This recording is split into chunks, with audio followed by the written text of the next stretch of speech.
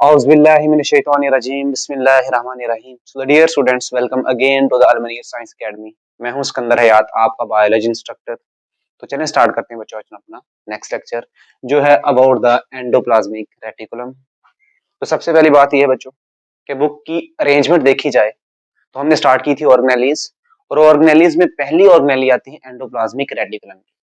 लेकिन इससे पहले जो हमने लेक्चर अपलोड किया था वो था अबाउट द राइबोसोम्स। तो आपने अगर चैनल पे न्यू है तो आपने क्या करना है कि आपने पहले राइबोसोम्स के बारे में पढ़ना है, उसके बाद फिर आपने एंडोप्लाज्मिक रेटिकुलम के बारे में देखना है, ठीक है। इसकी रीजन ये है कि राइबोसोम्स का ही पोर्शन या मतलब राइबोसोम्स का फंक्शन ही एंडोप्लाज्मिक रेटिकुलम के अंदर यूज होता है। तो पहले आप वो पढ़ेंगे तो इसके अंदर आपको ज्यादा अच्छी अंडरस्टैंडिंग होगी। तो चलिए स्टार्ट करते हैं बच्चों।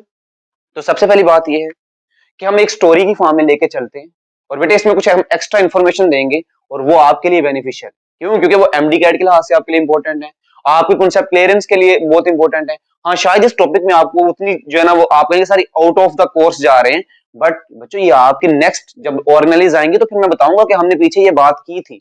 तो हम चाहते हैं कि हम हर एक चीज को साथ साथ में लेके चले, तो इंशाल्लाह हम उसी तरह एक स्टोरी की फॉर्म में स्टार्ट करेंगे, ठीक है।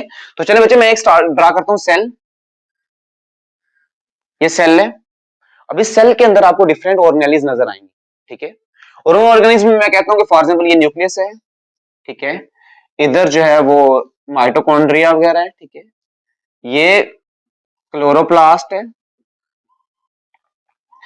इधर बच्चे आपको जो नजर आएगी वो आएगी एंडोप्लाज्मिक रेटिकुलम, जो हमारा जो टॉपिक है आज का।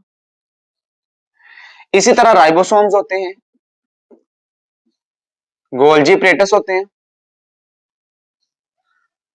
और पेरोक्सिसोम्स और ग्लाइओक्सिसोम्स।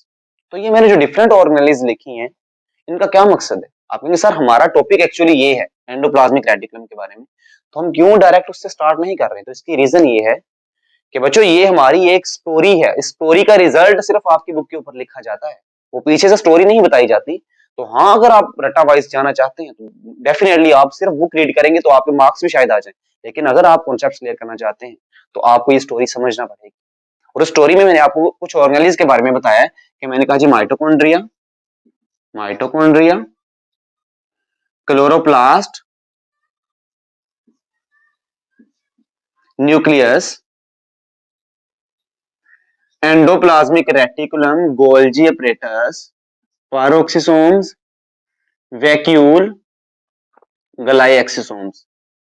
यही आपके सिलेबस में जो डिफरेंट ऑर्गेनेलिज हैं। और बच्चों ये मैंने जो लिखी है ना, इनमें आप ऐसे करें कि आप फर्स्ट टू जो हैं, ये जो फर्स्ट टू हैं इनको आप अलहदा से स्टडी करेंगे और इनको आप अलहदा से स्टडी करेंगे, ठीक है। और आप देखेंगे कि वाकई जो बुक की अरेंजमेंट है वो इसको फॉलो कर रही है। अब बुक की अरेंजमेंट के अंदर टॉपिक वाइज क्यों दिया है, जैसे मैं आपसे कहूं कि राइबोसोम पहले क्यों दिया है, या पहले उसके बाद एंडोप्लाज्मिक रेटिकुलम फिर क्यों दिया है, उसके बाद जो है ना वो गोल्जी प्लेटस, वैक्यूल, लाइसोसोम्स और पेरोक्सोम्स यही क्यों दिए, उसके सेंटर में ये क्यों नहीं लिखती, ये क्यों नहीं लिख दिए। तो बेटा ये एक चीज को फॉलो करते हैं, वही चीज हमने देखनी है। और वो चीज ये है कि अगर आप देखेंगे कि सेल के अंदर सबसे पहले मैं बात करूं कि माइटोकॉन्ड्रिया का आगाज कैसे हुआ था या क्लोरोप्लास्ट का आगाज कैसे हुआ था, तो वो हमें पता चलता है कि वो तो बेसिकली एक बैक्टीरिया का एक सेल, क्योंकि जिंदगी स्टार्ट हुई है बैक्टीरिया से और वो प्रोकैरियोटिक सेल है। उनमें से एक बैक्टीरिया के सेल ने किसी दूसरे बैक्टीरिया के सेल को खाया, और जो खाया जाने वाला बैक्टीरिया का सेल था वो माइटोकॉन्ड्रिया बन गया। इसी तरह क्लोरोप्लास्ट बन गया। तो एक्चुअली देखा जाए कि माइटोकॉन्ड्रिया या क्लोरोप्लास्ट बेसिकली वो तो प्रोकैरियोटिक सेल्स हैं। जैसे मैं अभी कहता हूँ कि मैं कहता हूँ मैं यूकैरियोटिक हूँ, और आपके ज़हन में फौरन आ जाना चाहिए कि सर आपके अंदर भी तो माइटोकॉन्ड्रिया है या क्लोरोप्लास्ट है। तो बच्चों डेफिनेटली है। तो एक्चुअली में मेरे अंदर जो पाए जाने वाले माइटोकॉन्ड्रिया या क्लोरोप्लास्ट है वो भी प्रोकैरियोटिक सेल्स ही हैं, वो भी बेसिकली बैक्टीरिया ही है। वो आप चैप्टर जो है ना वो एवोल्यूशन वाले चैप्टर में पढ़ेंगे सेकंड ईयर के अंदर। तो अगर मैं बात करूं पहली दो ऑर्गेनेलिज जिनमें मैंने देखा कि माइटोकॉन्ड्रिया और क्लोरोप्लास्ट, वो दोनों वो ऑर्गेनेलिज हैं जो बेसिकली बैक्टीरिया से निकली हैं, मतलब वो बेसिकली हैं ही बैक्टीरिया। अब बाकी के बारे में देखा जाए ना, तो ये देखें मैं आपसे कहूं कि ग्लाइओक्सिसोम्स, वैक्यूल, पेरोक्सोम, गोल्जी प्लेटस, ये सारी किससे बनती हैं? ये बनती हैं एंडोप्लाज्मिक रेटिकुलम से बनती हैं।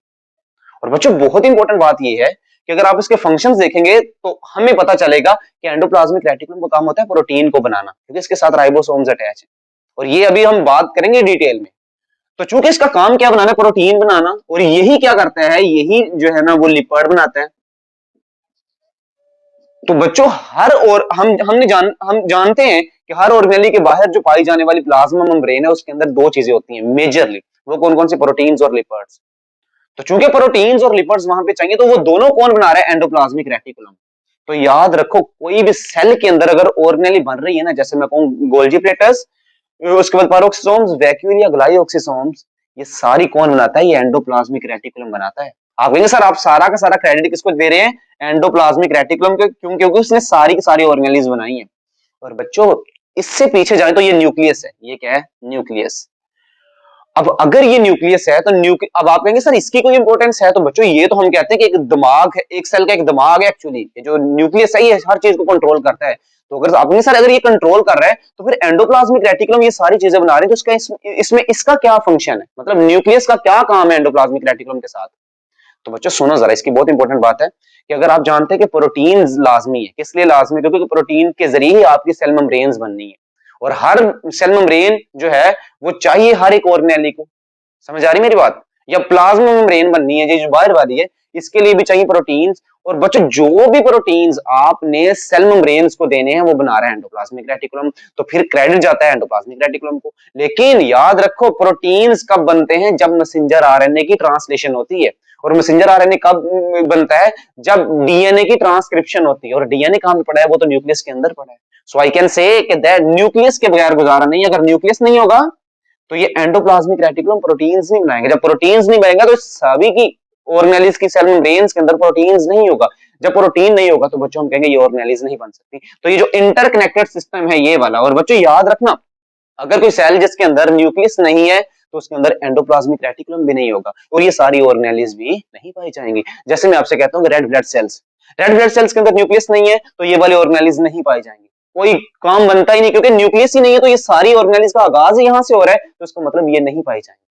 और हाँ मैं आपको मजीद ये एक अजाफी बात बता देता हूँ कि ये जो सिस्टम अंदर ये जो ये मिला जुला सिस्टम है ये जो बना है इसको हम कहते हैं endo membrane system, endo membrane system.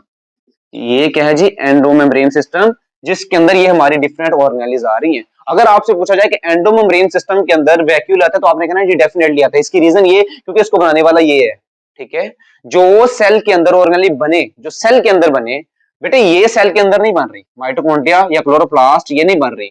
ये कैसे फिर आती है, जैसे मैं कहता हूं मेरा एक सेल है, मेरे सेल ने डिवाइड करना है, तो मेरे सेल डिवाइड करते वक्त जो इसकी माइटोकॉन्ड्रिया है वो खुद रेप्लिकेट करेगी। हमने देखा भी है कि क्लोरोप्लास्ट और माइटोकॉन्ड्रिया सेल्फ रेप्लिकेटिंग ऑर्गेनेलीज होती हैं, पिछली ऑर्गेनेली अपने आप को रेप्लिकेट करके अगले सेल में भेज देती है।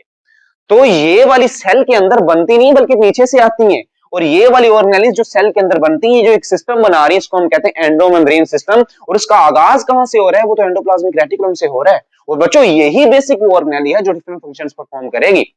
तो चलिए स्टार्ट करते हैं।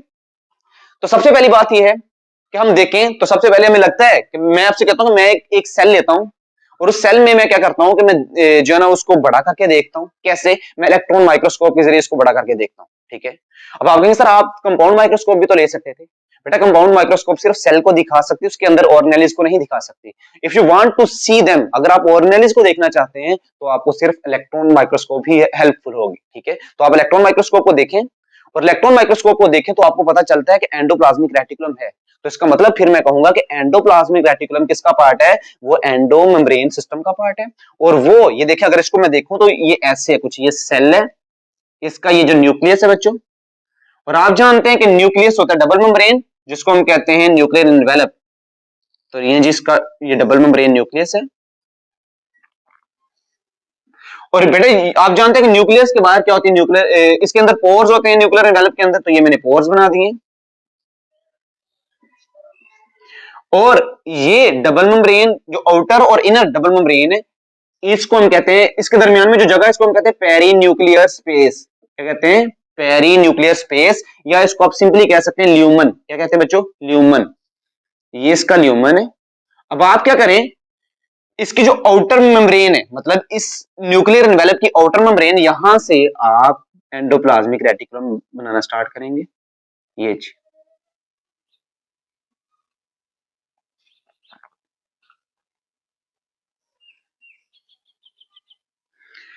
और बेटे ये इसका मतलब फिर मैं ये कहूंगा कि what is endoplasmic reticulum, endoplasmic reticulum is basically the part of the endomembrane system which start from the nuclear envelope and extend और फैला है टुवर्ड द पेरिफेरल पोर्शन, बाहर की तरफ। टिल कहां तक फैला हुआ है बच्चों? वो फैला हुआ प्लाज्मा मेम्ब्रेन तक। तो वो प्लाज्मा मेम्ब्रेन तक फैला हुआ एक सिस्टम है। और यही तो हमें वर्डिंग बता रही कि एंडो का मतलब क्या होता है? अंदर, ठीक है।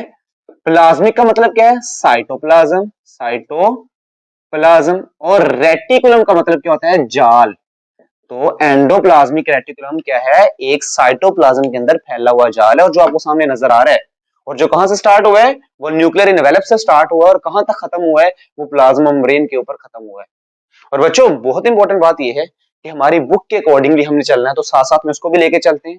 और वो ये है कि आप जानते हैं कि अल्लाह ताला ने हर एक ऑर्गेनेली के बाहर मेम्ब्रेन्स रखी हैं। जैसे मैं आपसे कहूं कि ये माइटोकॉन्ड्रिया ना, ये माइटोकॉन्ड्रिया, इसके इर्द गिर्द भी डबल मेम्ब्रेन है, क्योंकि इसके अंदर ये जो एंजाइम्स हैं इनको सेपरेट रखा जा सके इस साइटोप्लाज्म से। इसी तरह क्लोरोप्लास्ट, क्लोरोप्लास्ट बच्चों, क्लोरोप्लास्ट के अंदर भी यही काम है कि क्लोरोप्लास्ट का काम क्या? ग्लूकोज को बनाना फोटोसिंथेसिस के रिजल्ट में। तो उसके अंदर जो एंजाइम्स हैं इसको अल्लाह ताला ने इस साइटोप्लाज्म से सेपरेट रखा हुआ है, अलग रखा हुआ है, क्योंकि हर एक एंजाइम स्पेसिफिक कंडीशन पे काम करता है।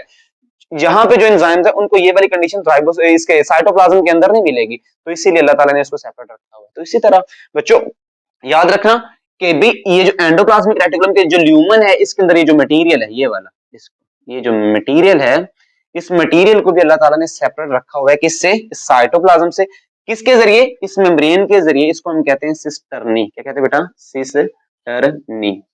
तो आपसे पूछा जाए सिस्टर्नी क्या है, तो आपने कहना कि सर ये इलोंगेटेड, मतलब ये सैक लाइक चीज है जो कहां से, जो मिलके क्या बना रही है? जो एंडोप्लाज्मिक रेटिकुलम बना रही है। और कहां से फैली है, निकली है? वो स्टार्ट हो रही है जो न्यूक्लियर एनवेलप से, और कहां तक जा रही है? प्लाज्मा मेम्ब्रेन तक।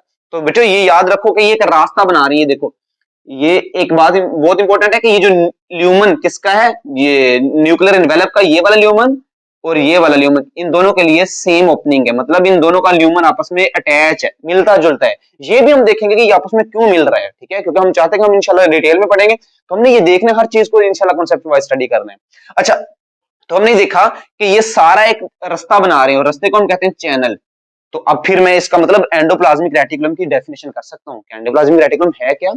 Endoplasmic reticulum is the stock of the cisternae. ये देखो सिस्टर्नी का एक स्टैक है, spread from the nuclear envelope till the plasma membrane and form a channel। और एक चैनल बना रहा है, कहां से स्टार्ट हो रहा है? यहां से, और कहां तक जा रहा है? वहां। तो ये हमने देखा कि एंडोप्लाज्मिक रेटिकुलम है क्या। तो आइए देखते हैं उसके नेक्स्ट कि इसकी प्रेजेंस के बारे में देखा जाए कि ये होता किसके अंदर है। तो बेटा प्रोकैरियोटिक सेल के अंदर तो हो ही नहीं सकता, क्योंकि हम जानते हैं कि membrane bonded organelles prokaryotic cell में नहीं पाई जाती, तो प्रोकैरियोट्स के अंदर नहीं पाया जाएगा। यूकैरियोट्स में डेफिनेटली बेटा यूकैरियोट्स में पाया जाएगा, क्योंकि यूकैरियोट्स के अंदर ये, इसका तो बहुत इंपॉर्टेंट रोल है, क्योंकि इसी ने बाकी सारी की सारी ऑर्गेनेलिज बनानी, तो इसका मतलब इसके बगैर गुजारा नहीं होगा। और हाँ, कुछ यूकैरियोट्स ऐसे भी हैं यूकैरियोटिक सेल, जैसे मैं आपसे कहूं कि ये हमने पहले बात की है रेड ब्लड सेल्स के बारे में, उनके अंदर चूंकि न्यूक्लियस ही नहीं पाया जाता, तो फिर इसका भी कोई काम नहीं है, ठीक है। तो ओवरऑल देखा जाए तो यूकैरियोटिक सेल में ये पाए जाते हैं। और इसके बाद देखिए जाए बेटा, हमने सिस्टर्नी के बारे में बात कर ली है कि सिस्टर्नी होता क्या है। सिस्टर्नी बेसिकली वो वाल है, वो मेम्ब्रेन है जो इस मटेरियल को सेपरेट कर रही है साइटोप्लाज्म से। और बच्चों ये डेफिनेटली सेपरेट करना बनता भी है, क्योंकि हम कल देखेंगे कि क्यों हमने सेपरेट किया था सिस्टर्नी के जरिए। और अब देखिए नेक्स्ट नेक्स्ट देखते हैं मॉर्फोलॉजिकल फॉर्म्स। मॉर्फोलॉजिकल फॉर्म्स क्या है कि अच्छा, अब मैं आपसे कहता हूं कि आप मुझे देख रहे हैं तो आप मेरी मॉर्फोलॉजी को देख रहे हैं, एनाटॉमी को नहीं देख रहे हैं। एनाटॉमी तो बॉडी के अंदर जाकर स्ट्रक्चर को काट काट के देखना। तो यहां से हमें देखने से नजर आ रहा है कि एंडोप्लाज्मिक रेटिकुलम की दो डिफरेंट शक्लें नजर आ रही हैं। पहला तो इतना सा पोर्शन ये वाला, ये हमें किसी और तरह का नजर आ रहा है, और इतना सा ये वाला पोर्शन हमें किसी और तरह का नजर आ रहा है। तो इसका मतलब फिर ये है कि भाई इसकी मॉर्फोलॉजिकली टू फॉर्म्स हैं, क्योंकि हमें देखने से लग रहा है कि इसकी दो फॉर्म्स नजर आ रही है। और एक के ऊपर मैं क्या अटैच करता हूँ? राइबोसोम्स। ये बेटे राइबोसोम्स। अब जब किसी स्मूथ चीज के ऊपर कोई पत्थर रख दिए जाए, छोटे छोटे टुकड़े रख दिए जाए, तो वो रफ सी बन जाती है। तो इसी तरह मैंने ये क्या किया कि स्मूथ मेम्ब्रेन के ऊपर छोटे छोटे पत्थर रख दिए, तो ये क्या बन जाएगी? रफ। तो ऐसी टाइप जिसमें मैंने राइबोसोम्स को अटैच करवाया है और हमें देखने में डिफरेंट लग रही है, इसको हम कहते हैं rough endoplasmic reticulum. Rough endoplasmic reticulum, ठीक है। और इसके बाद देखा जाए तो जिसके ऊपर कोई भी आपको राइबोसोम नजर नहीं आ रहा, तो बेसिकली वो आपको स्मूथ नजर आ रही है, इसको हम कहते हैं it is called the smooth endoplasmic reticulum. तो इसका मतलब मैं कह सकता हूं कि इसकी मॉर्फोलॉजिकल फॉर्म्स हो गई रफ एंडोप्लाज्मिक रेटिकुलम, और साथ में स्मूथ एंडोप्लाज्मिक रेटिकुलम। तो बच्चों यहां तक था हमारा आज का लेक्चर, लेकिन मैं चाहता हूं कि आपको थोड़ी सी इंफॉर्मेशन मजीद दे दूं, और वो मजीद इंफॉर्मेशन ये है कि कल हम स्टार्ट करेंगे बेसिकली इसके फंक्शंस, एंडोप्लाज्मिक रेटिकुलम जो है ना इसके फंक्शंस क्या है, इंपॉर्टेंस क्या है इसकी, ठीक है। और बच्चों जब हम फंक्शन स्टार्ट करेंगे तो हम सिंपल इसको पढ़ेंगे तो इंशाल्लाह एक स्टोरी की फॉर्म में, लेकिन आपने ये पूरा लेक्चर देने हैं। इसकी रीजन ये है कि हम चाहते हैं कि हमारे मुल्क में या जहां जहां तक हमारा लेक्चर सुना जाए उनको जो है ना असल में बायोलॉजी की समझ आ जाए। शॉर्ट वीडियोस बनाने को हम भी बना सकते हैं, बट इसकी रीजन ये है कि उसका एक नुकसान है, आपके कॉन्सेप्ट्स क्लियर कभी भी नहीं हो सकते। हम एज इट एज बुक का आपको फॉर सारी की सारी चीजें बुक की बता दें, बच्चों हक ही नहीं अदा होता, टीचिंग का हक अदा ही नहीं होता। तो जब तक आप स्टोरी की फॉर्म में सारी की सारी इंफॉर्मेशन नहीं लेंगे, तब तक बच्चों आप अच्छी तरह से बायो को नहीं सीख सकते, ठीक है।